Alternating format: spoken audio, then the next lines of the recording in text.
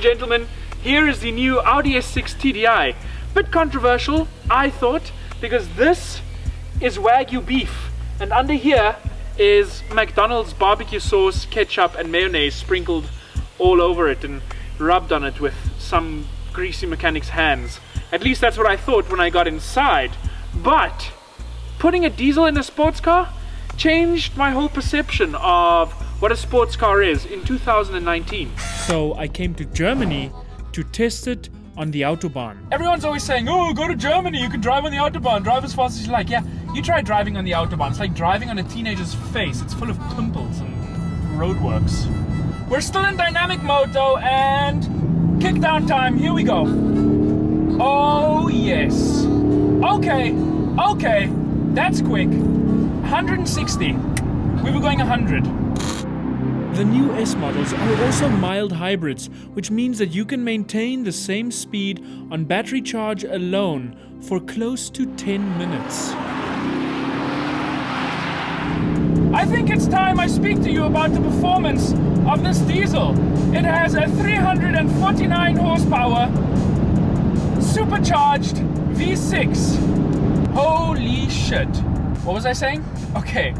Audi wanted instantaneous performance in this car, so they thought the best way to provide that was through an electric turbocharger, which technically makes it a supercharger. But what happens is you have instant torque because there's an electric motor that keeps the turbocharger spinning, and it spins it to 20,000, I think it's 20,000 RPM in 0.2 of a second, and that is quick.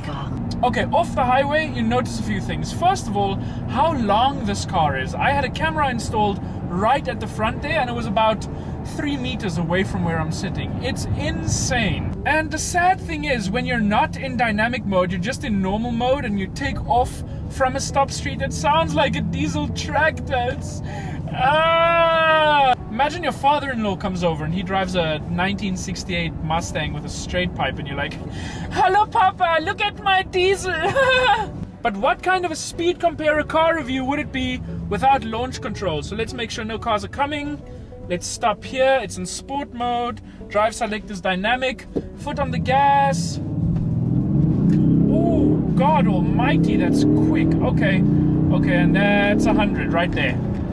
So 0 to 100, 5.1 seconds as tested by Audi. I don't have a GPS testing thing, so I can't test it myself.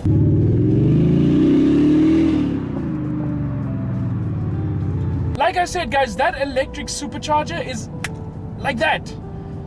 0, you know, it's so, I mean, you can impress your father-in-law like that, I suppose. Audi tested conventional and electric turbos head to head, and they found that the electric turbo was 2.9 meters ahead after just 5 seconds. Electric is the future. You know, something funny about this car, everything is electric and or has a motor, except the hood release, which is still a clunky old mechanical sound. Listen to this. Now, what we have here is a 3-liter V6 TDI with an electric turbocharger, which some might say makes it a supercharger. Audi used this engine the first time in the SQ7, but in this version they gave it 349 horsepower, and with the electric turbocharger you get instant torque. Audi also beefed up the internals for the extra horsepower, which means you tuners out there, you'll enjoy this engine because the tuning capabilities, I imagine, with the turbocharger and beefed up internals is endless. The real question now is, can a fat boy still feel comfortable in the back?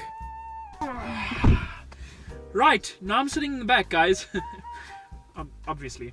But this is what the Audi S6 limousine is all about. You want some space, you want to pick up your family from school or from the airport. It's got lots of space at the back. I'm a tall guy. I'm 6'2", 1.90 m for other people. And I've got loads of space here. The fisting test, double fist between two knees. You've got a double, almost a half a fist of head space. The headrests fit fine. You have this comfortable arm thing. Never mind, just cut that out. You've got this comfortable arm thing here that you can fold down and press a button and cup holders come out. It's all really nice. You even have storage space at the back here for when you want to store a book or some pancakes. You can do that there. It's honestly not even terribly uncomfortable at the back here. You've got the diamond stitching on the seats. You've got your heated seats. You've got your climate control that you can adjust from here per passenger. So it's dual zone at the back as well. I really like it. You've got 2 USB ports here, and they're not USB-C. They're normal USB for normal people. And then to show everyone you're not a filthy peasant, you've got wood accents here. And it's quite nice wood. But you know what is something that peasants do? Close the boot themselves, which is something you have to do in this car.